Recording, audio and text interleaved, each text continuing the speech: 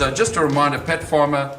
Pat is a multiple world record holder for endurance running. He's raised millions of dollars for charity over his running career. He's appeared on This Is Your Life, 60 Minutes. He's won Australian Achiever of the Year in 2000 by the then Prime Minister John Howard. And he's just an amazing guy that's raised so much money. He has a big passion for charity and for helping people and using his running skills and experience to try and help people. So I'm going to leave it to Pat. He's got a wonderful story.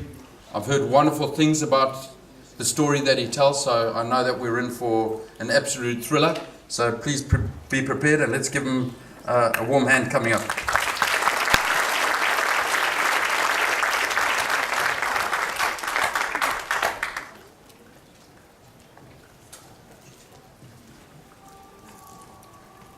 Just going to run a short video, so this is it before I speak. We get some volume up on that. Struck off by Russian helicopter on the 6th of April in the North Pole. All of the things that I told people I was going to do, now I have to do. Louder.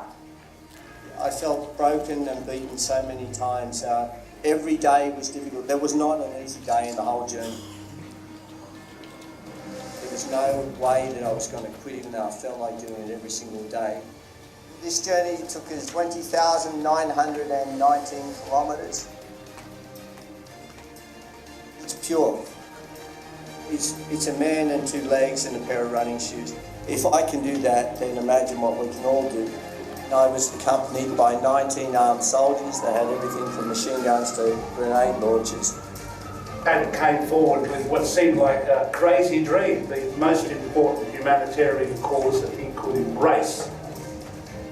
Every day I felt terrible. I had aches and pains in my legs.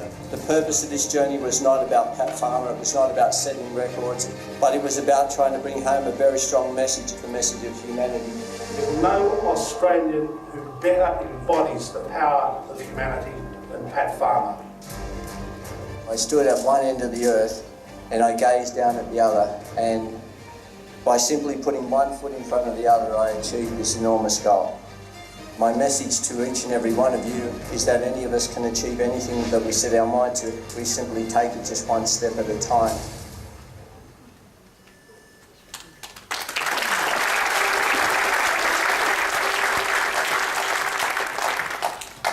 I say to all of you, please find a way to help all of humanity. Those were the words that I left Parliament with in my valedictory speech. I spent 8.5 years as a federal politician, but before you throw anything at me, I just want to justify my purpose for being there. I had already run up and down Sydney Centre Point Tower. Any of you that are aware of that building will know and understand that it's a very tall, very pointy building that goes a long way up into the heavens. I ran up and down there and the fire escape on the inside, 101,939 stairs in 24 hours. Crazy thing to do. Set a new world record, right up there with swallowing live goldfish in the Guinness Book of Records. You know, I did that, and I did that because I got each step sponsored for just $1. And in doing so, I raised more than $100,000 in one 24-hour period for the Autism Association. I've run across the Simpson Desert and still hold the record for the Simpson Desert, and I'll probably hold it forever. They don't allow people to run the Simpson Desert in summer any longer. The Simpson Desert Run was a record that was held by Ron Grant, a very famous Queensland runner. And what happened was Ron Grant and Tony Rafferty raced across the Simpson Desert. The two of them raced across there because there was a fellow coming out from the United States of America trying to find the best desert runners in the world. And so Tony thought he was the best runner on the face of the planet because he had run around, he had run across Australia. And Ron thought he was the best runner in the world because he had run around the whole of Australia. And so the two of them had this race across there, and Ron Grant won the race, and as history would show, he went on to do many other great things.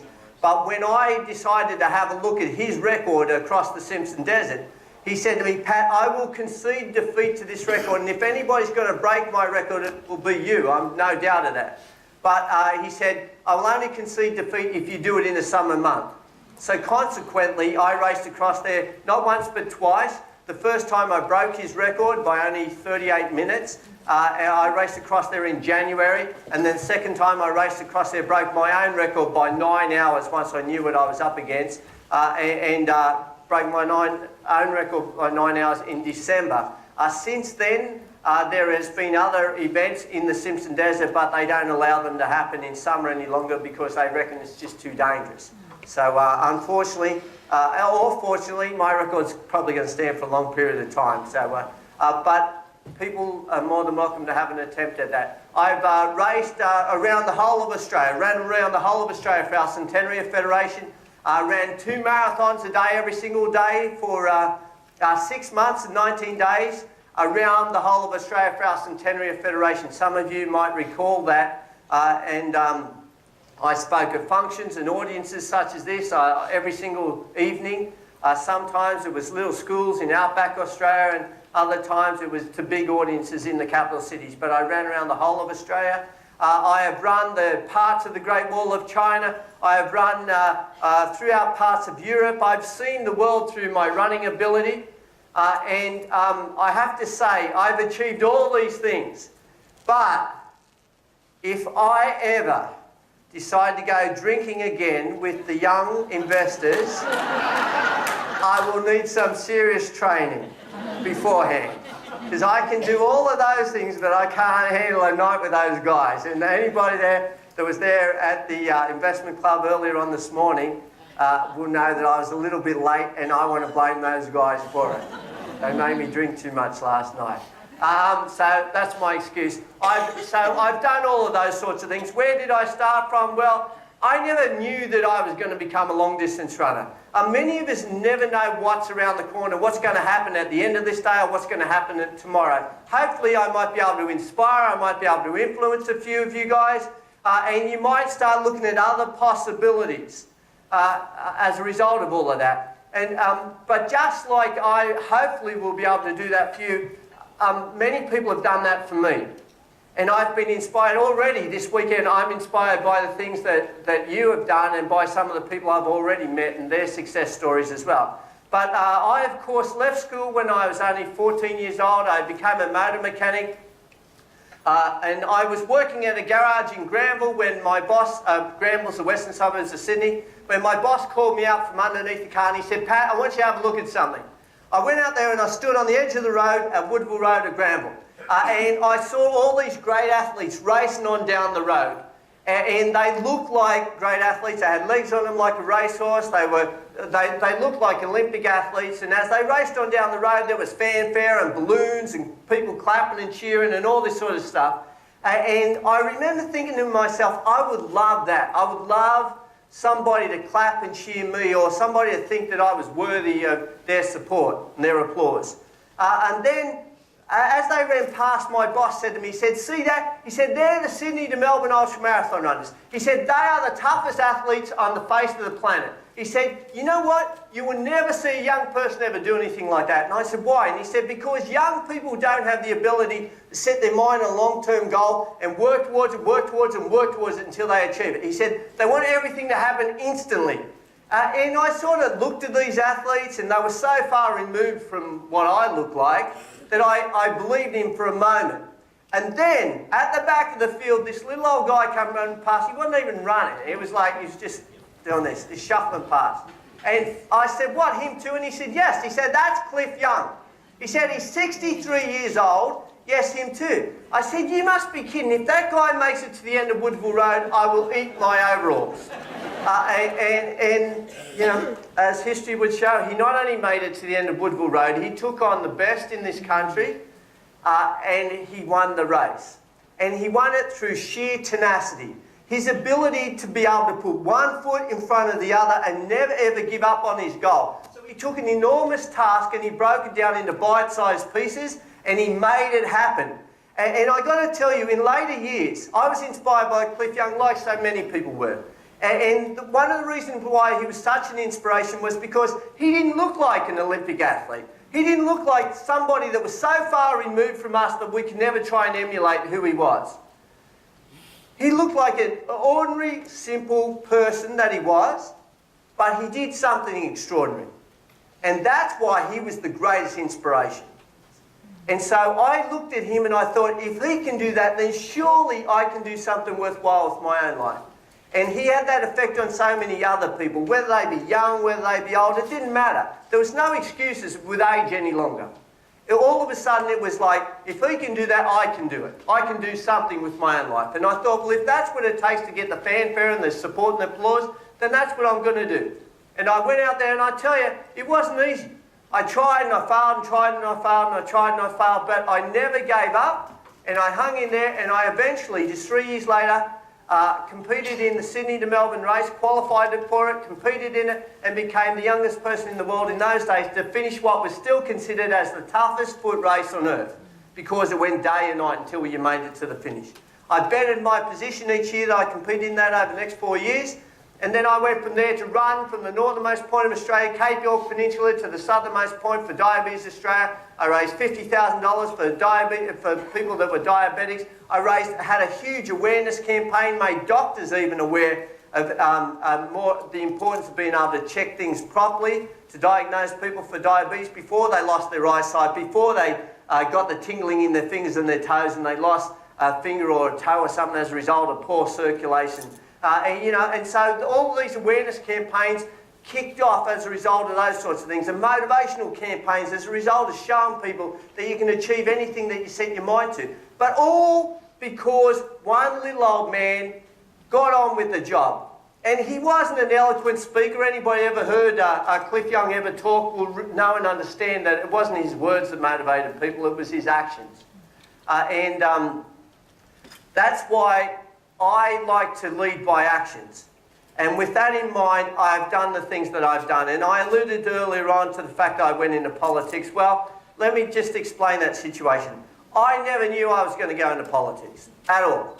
And I remember I got called out of the blue by John Howard, who was then the Prime Minister of the country at the time. He said to me quite simply, Pat, you've run around Australia for the Centenary of Federation.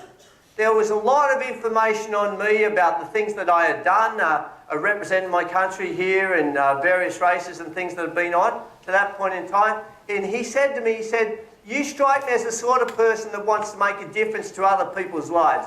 He said, let me tell you, you can do that in this capacity. If you would be prepared to run for us at the next federal election, I promise you my support and the support of the cabinet ministers to get things done for your area where you live, which was out in Campbelltown, out in the western suburbs of Sydney at the time.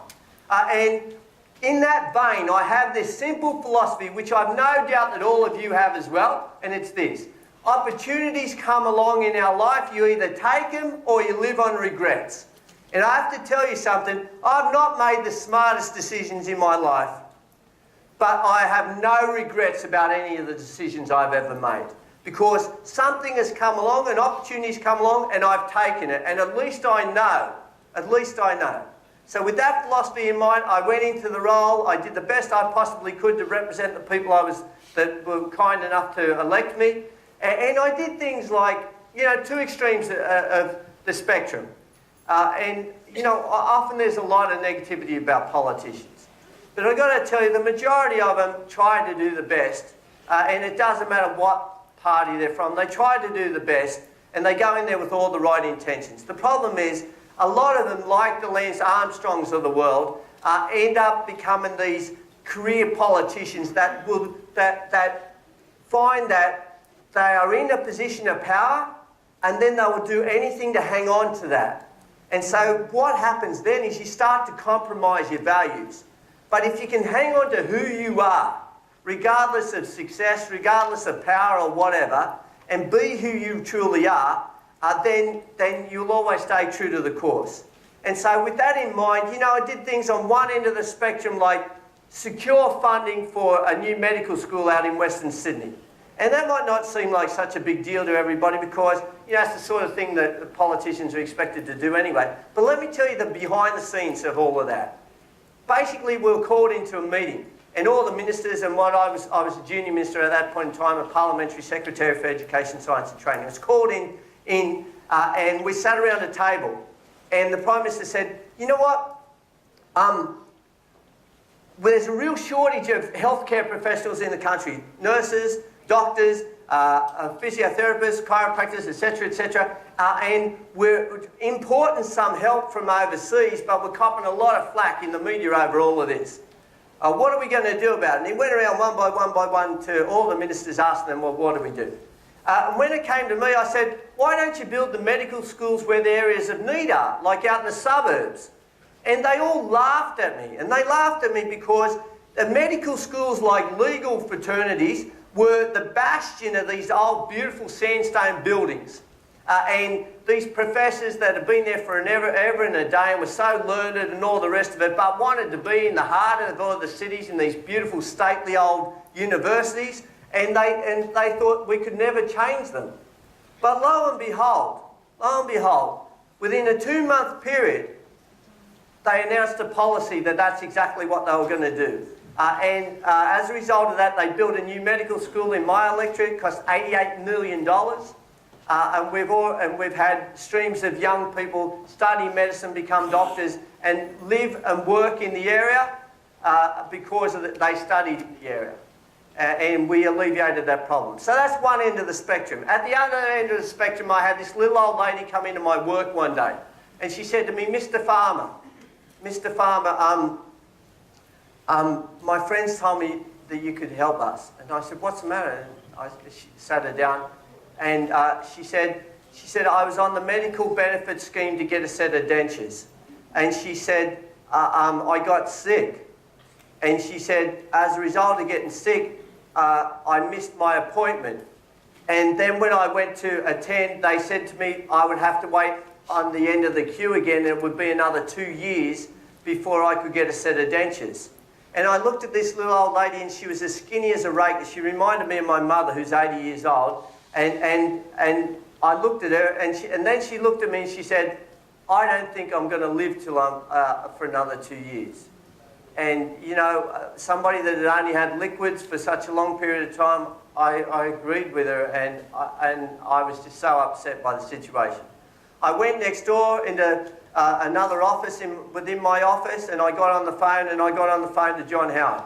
But it didn't happen quite that easily. I got on the phone, I spoke to Tony Nutt, his chief advisor, and I said, Tony, I need to talk to the Prime Minister. He said, Pat, you can't, he's busy, he's in a meeting. I said, I don't care if he's in a meeting. He's the one that got me into this job. He told me he would give me his support. He told me he would help me to achieve things for people in my electorate. I need his support, and I need something done now. And he said, well, Pat, you know, he's in a very important meeting. I said, I don't care. You get him out of the meeting and tell him I need to talk to him. Otherwise, he can find somebody else to do this job. So next thing I know, the Prime Minister's on the end of the phone, and he said, Pat, what's the matter? And I said, I need a set of teeth. He said, what?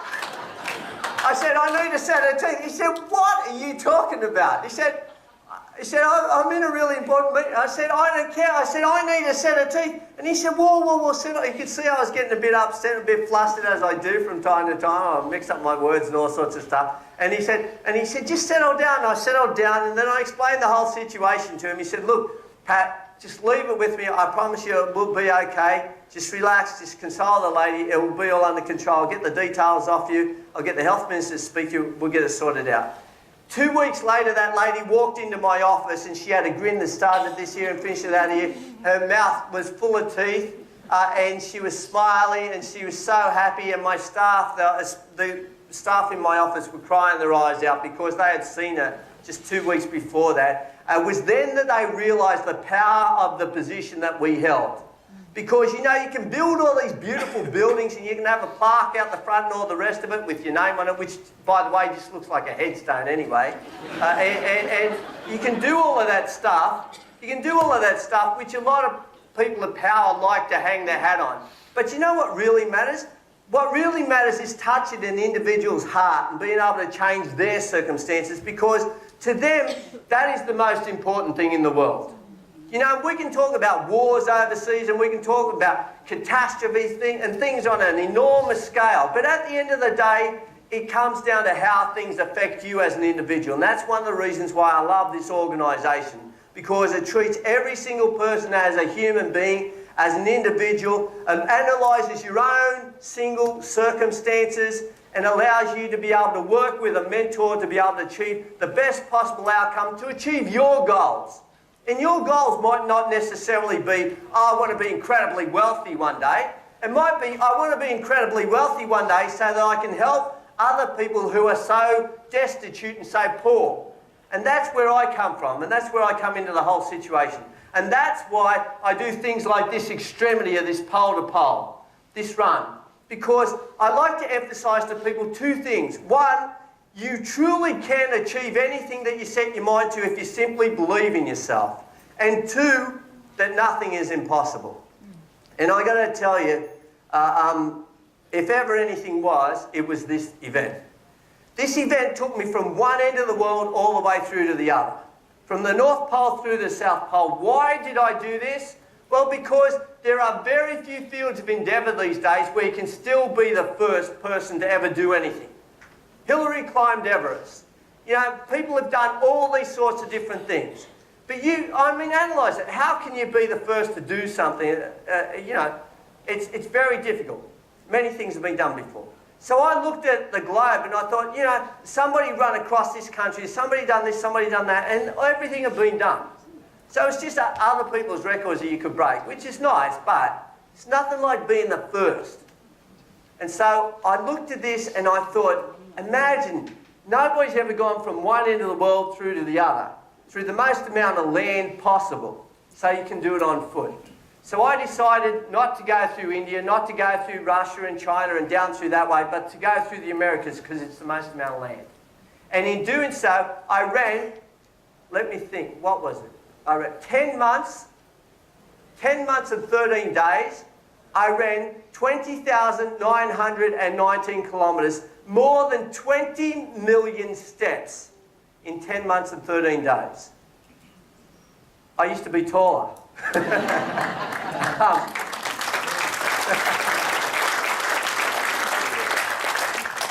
This event, I know you guys travel a lot. I know you've been to exotic locations.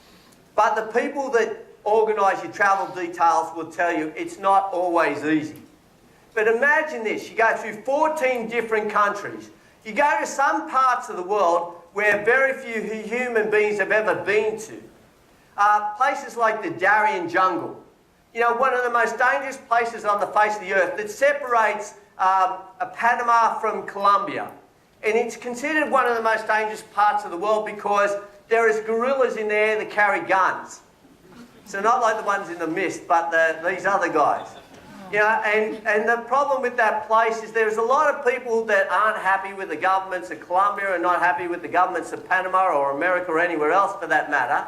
And there is also some incredibly poor, destitute people that will do anything to survive. And that means taking people as hostage and trying to get a ransom out of their governments, especially if they look like they're well-heeled or if they look like a foreigner. And so that's why that place is so dangerous. So when I went through the Darien Jungle, I had 19 armed soldiers take me through there. It was insisted by the Panamanian and the Colombian government that they wouldn't allow me to go through there unless I had that sort of support. So these guys showed up with machine guns, sniper rifles. I couldn't take a pee without somebody holding a rifle beside me, which was a little bit nerve-wracking, I got to tell you. They were with me every step of the way, but incredible. And you know what was one of the nice things about all of that situation was the soldiers at the end of that, when I made it into Colombia, had these big, tough guys had tears in their eyes because they turned around and they confessed to me, Pat, we've never had a mission like this where we've done something positive. You're doing this run for the International Red Cross to raise money to provide clean drinking water and clean sanitary conditions for people in the world that don't have it. You're punishing yourself so that other people can be better off. We've never had a mission where we've been able to do something positive like that. Their job, these were a special task force, their job was to go into the jungle, to find these people that I was talking about and to kill them. Just hunt down these gorillas that were against the government, that were drug traffickers, that were this and that. And no, okay, let's arrest them and put them in the court, read them their rights. None of that stuff happens there. They just kill them. And they hunt them like they hunt animals. So just being in an environment with these sorts of people is a scary situation. When you come from Australia, a civil society where we have laws and we have this and we have that, and it's a huge eye-opener to you. And this whole journey was a huge eye-opener to me. I was dropped off by a Russian helicopter in the North Pole, as you saw on that film footage. Dropped off, and then the helicopter went, and as I said on that video, now all the things I said I was going to do, I have to do. And I've got to tell you, that was a huge awakening. It's a good idea when you live in Sydney and it's nice and warm to say, I might run the length of the world. Yeah, I might go to North Pole because it's, I can go skiing and this and that. Yeah, it'll be great, We'll check out the polar bears, get some nice photos, put them up on the wall. It's a good idea when you're back in Sydney. Then the helicopter went. I thought, my God, what have I done? What have I done? I had my guide there, I had a cameraman, and I had this guy who was an IT expert, and they were all experienced with the Arctic region and the Antarctic. This is what they do for a living. And it cost me an absolute squeam to get into that region. And I got there and we took off. And I got to tell you, the temperatures were minus 45 degrees. Minus 45 degrees. 100 km/h winds, just normal. Just normal.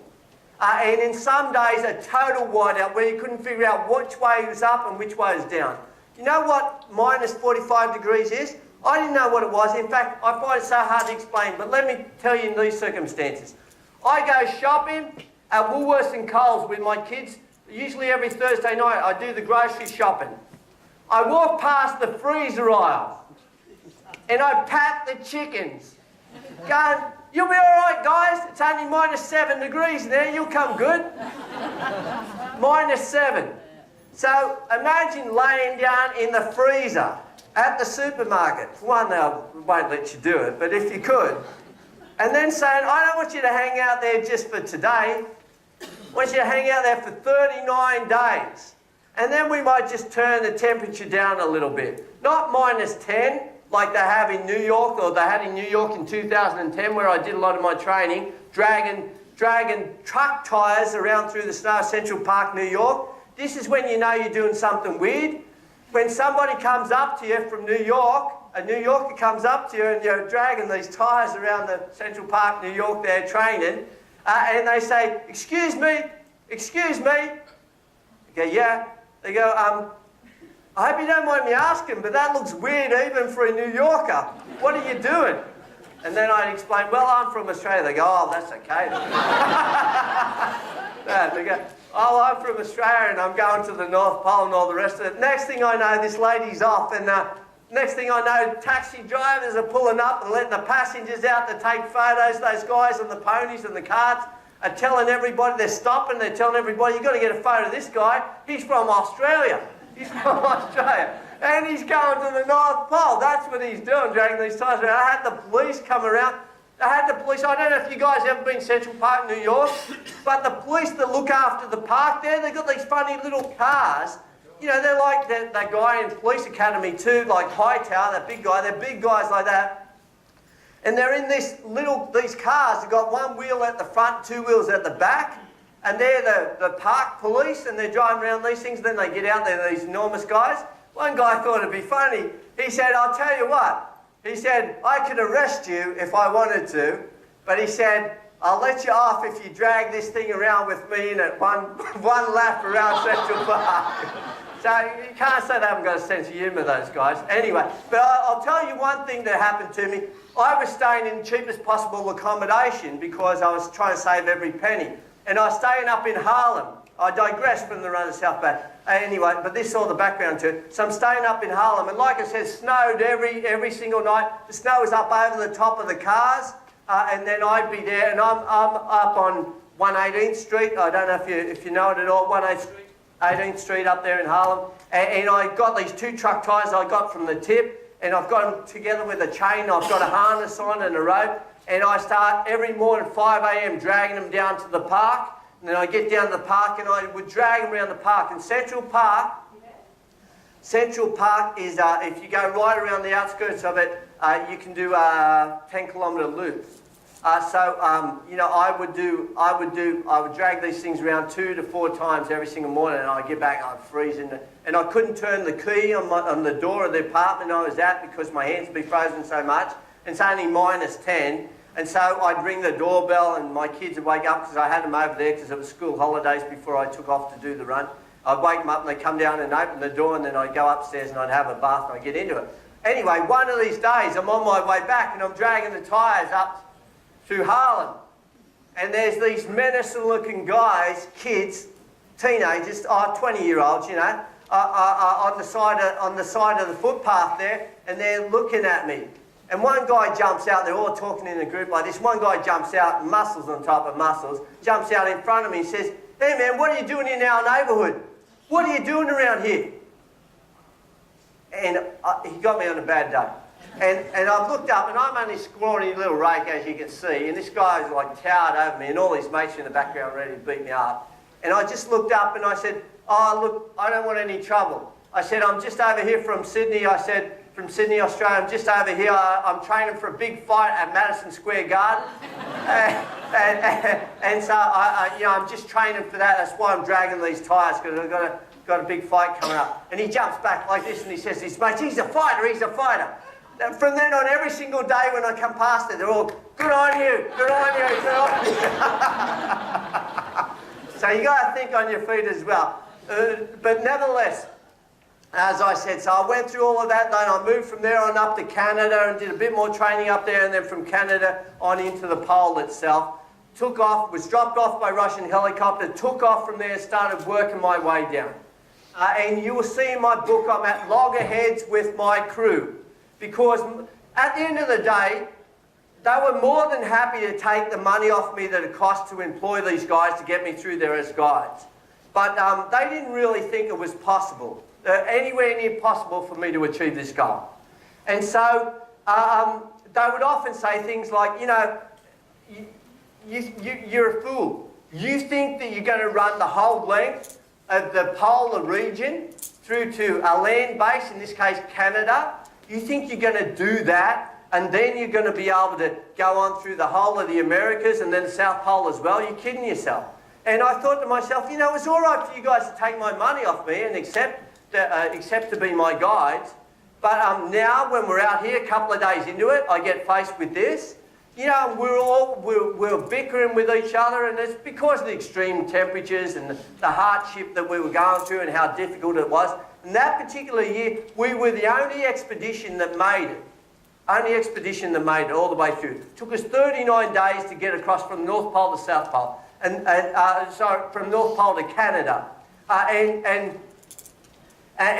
that journey, for those of you that don't know, is the North Pole is completely different to the South Pole. And I might have mentioned this earlier on this morning, and I'm sorry if I reiterate too many things, but I think it's important to say to those people that don't know, is that the South Pole has snow and ice over the top of it. It's a solid landmass. And the biggest thing you've got to worry about there is crevasses. But the North Pole is this ice cube that floats on the ocean. And as it floats around like this, if a hot current comes through, what happens is it thins out and it melts. And you'll see up the top here of the page, that's what happens. And you have to go from that ice shelf across to the other ice shelf. You don on a dry suit, and then you drag your sled across, and it looks like I'm just walking on water there. It's not that deep. That's 3,600 metres deep to the bottom. That is the Arctic Ocean below me. And there's orcas in there, and sometimes there's polar bears waiting on the other side for you to get out of the water. They're very patient. You know, and normally I'd be swimming across with a couple of ice axes, breaking my way through that bits and pieces of ice, and then you get to the other side, and with that Kevlar rope, then you would pull the sled across to the other side, and the next guys would be sitting on top of their sled and get across to there. And I'll never forget this one day, Jose, that's what happened, I got across the other side, and Jose fell through the ice, smashed through the ice. And when he fell through the ice, I was close enough to just get to him before he went completely under the water. And I got to him and I grabbed him by his head and I held his head above the water, and then Eric, my guide, got across to the other side, and the two of us just eased him out of the water little bit at a time, because he had like bib and brace on like we did, and they filled up with water. And we got him out of there and onto the other side, and the first thing we had to do was roll him in the snow so that the water would freeze on the outside of his clothing as quickly as possible. And then as soon as it did, then we had to get him moving around, just walking or running or jumping up and down the spot, whatever he could, while we quickly set up the tent, got the fuel burner going inside there, unrolled his sleeping bag, we stripped him naked, threw him in the sleeping bag and prayed to God that he was going to live. And testimony to the strength and the character of these guys, the next morning he was ready to go again and we got on with it.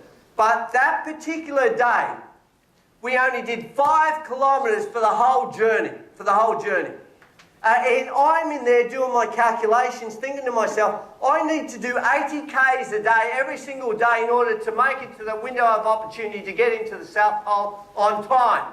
On time, because if you don't get down to there on time, nobody will fly you across the Antarctic Ocean, across into the ice shelf there to be able to continue on the journey to the South Pole. So, I had to make it down to Ushuaia on time. And so all this is playing on my mind, and I thought this means somewhere in Mexico, Guatemala, El Salvador, Costa Rica, Colombia, somewhere down there, instead of doing 80 k's a day, I've got to do 90, 95, 100. In fact, there was a number of days in Mexico where I did 140 kilometres back to back, just to be able to get back on schedule, to make up for this. And so all this is playing on my mind. And I remember, I got inside my tent in a hurry that night. And I'm lying in my sleeping bag because it's so damn cold, and that was my only sanctuary. And I'm in my sleeping bag and I'm looking at my clothing at the end of the sleeping bag. It's got snow and ice covered all over it. And it was, just to put it in perspective, it's like if I say to all of you, tomorrow morning we're going for a run. And it's been raining all night, and you can hear the rain coming down on the tin roof of your home all night long. And you're lying in there thinking, I don't want to get out of this nice warm bed. And then you look at your clothes at the end of the bed and they're soaking wet already, and they're the clothes you've got to put on to get warm just to start off the day. So I'm lying in my sleeping bag thinking, I don't know about doing this tomorrow, but, anyway, you go through all these things and you get on with it. So then the next morning, I get my ice pack clothes, I start putting on. I put on my 2 lots of socks, I grab my thermal underwear, put that on, I grab my fleecy line tracksuit, top and bottom, put that on, I grab my other woolen clothing, put that on, I grab my snow gear, put that on over the top of it, I put on my 2 sets of gloves, I grabbed my neoprene gloves and tucked them into my shorts, ready to put them on, into my pants, ready to put them on as soon as I got outside.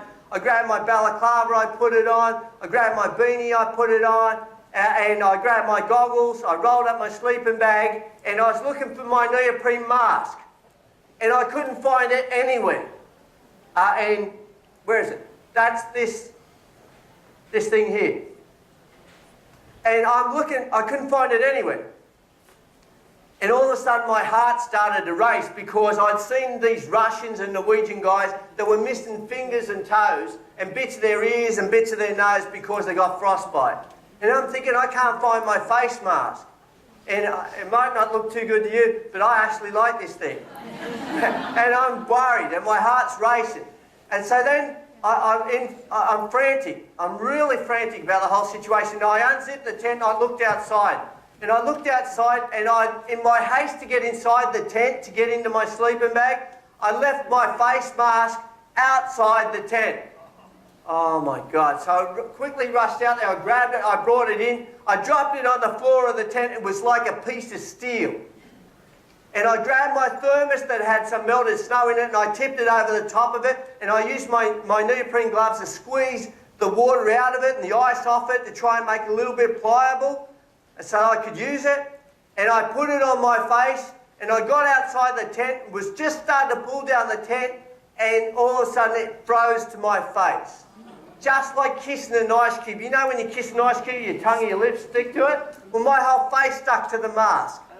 And I'm all morning long, I'm trying to blow some air up the front of my mask, and I couldn't get it up there to try and get it off. And so then we got to a 2-hour break, and Jose and Eric had gone behind this this iceberg, which is something like these sorts of things, out in the wind. That's a compression zone, out to get out the wind. And they're behind there, and they pulled out their olive oil and their butter, because that's what we survived on, and some dry noodles. And they're munching away on these things, and they're chewing on the butter because it's high in calories and it's lightweight. And they're drinking their olive oil like it's water. And I'm trying to get this face mask off, and I can't get it off. And I'm really getting concerned. And so then what I did was I tried to get some bits of butter and stick it up the nasal passages of this mask up here like this, and try and get up my nose. But I couldn't get it up my nose because I had icicles hanging out from my nose, which is really handy if you want to get rid of nasal hairs, because you just snap it like this and they go as well. But I couldn't get the butter on up into there, and I couldn't get the mask off, and I'm really getting concerned by this stage.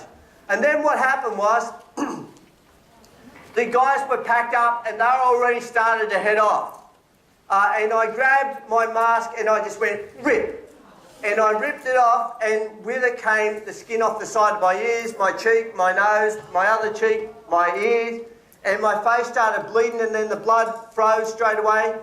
And I looked at the mask and I could see the skin flapping on the front there, and I didn't know what I looked like, but it couldn't have been too good. And I grabbed the butter and I tried to put the butter in my mouth, but now my face ached so much I couldn't chew it.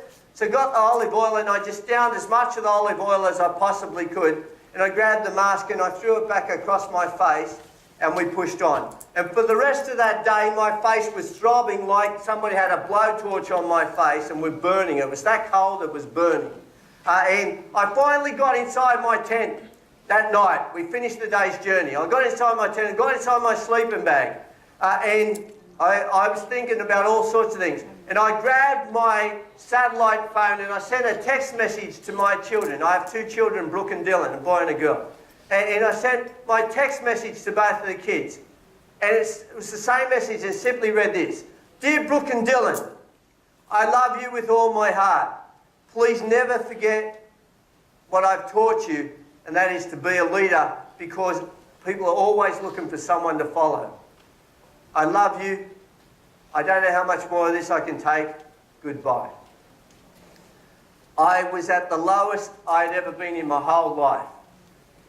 At that point in time, I was thinking about just getting outside the tent, lying down in the snow, and just closing my eyes, because I found it really difficult to face pushing on. We're only on day 10 of the whole journey.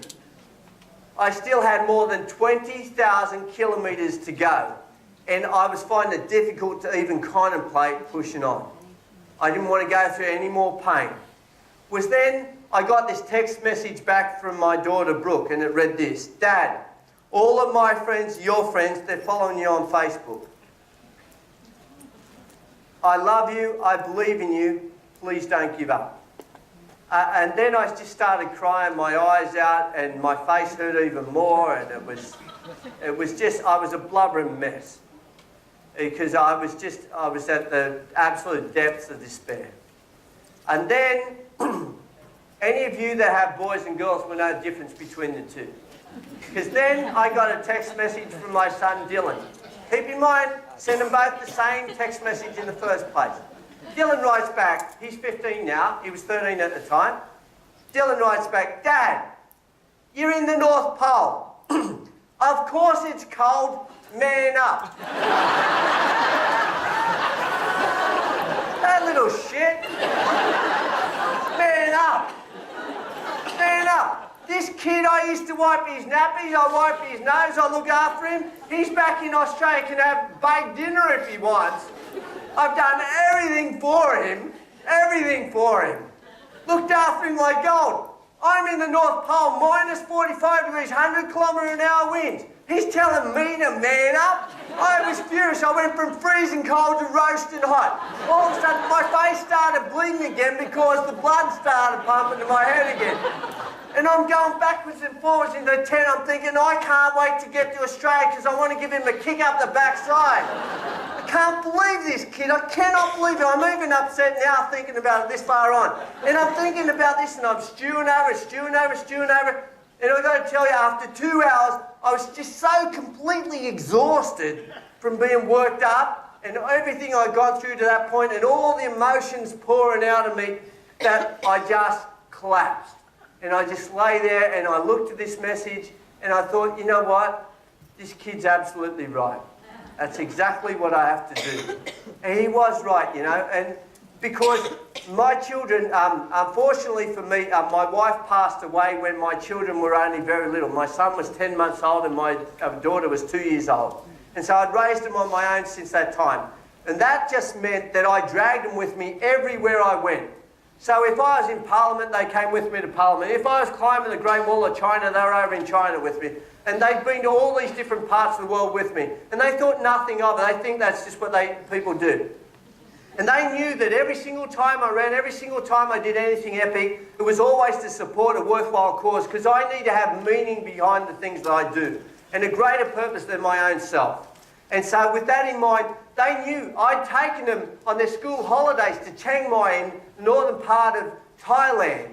And they worked, my daughter worked in this orphanage for children with AIDS, and she would change the nappies on the babies. She was only a kid herself. Change the nappies on the babies, she would feed the babies, and she would read books to the kids. Dylan and I were outside there and we transformed this dust bowl into a playground with giraffes and swings and all sorts of things and cubby houses and turf and watering systems and the whole thing. And that's what we did in their school holidays. So they saw all of this. And they knew where I was coming from. They knew what it was all about. They knew this run was to bring clean drinking water and clean sanitary conditions to people in East Timor and around the world that simply didn't have it. I know what you're going to hold up next. It's all right.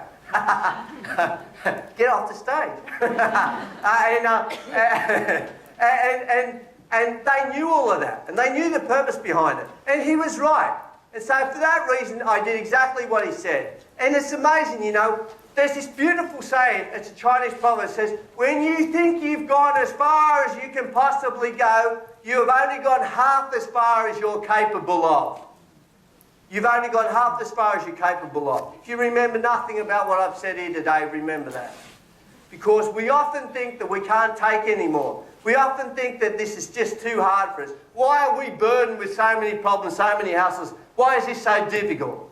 And then somehow, some way, we find strength to cope and get through that crisis in our lives and we push on. And as a result of all of that, that's exactly what I did. And I pushed on. 39 days later, I made it through to Canada. 10 months and 13 days, I made it to the other end of the earth. This guy standing before you up on this stage, this scrawny-looking ordinary person before you. I went through, I had problems with people chasing me with machetes through Nicaragua. That's when you know you can run fast. I had problems with black bears up in Canada. That's when you know you can run fast.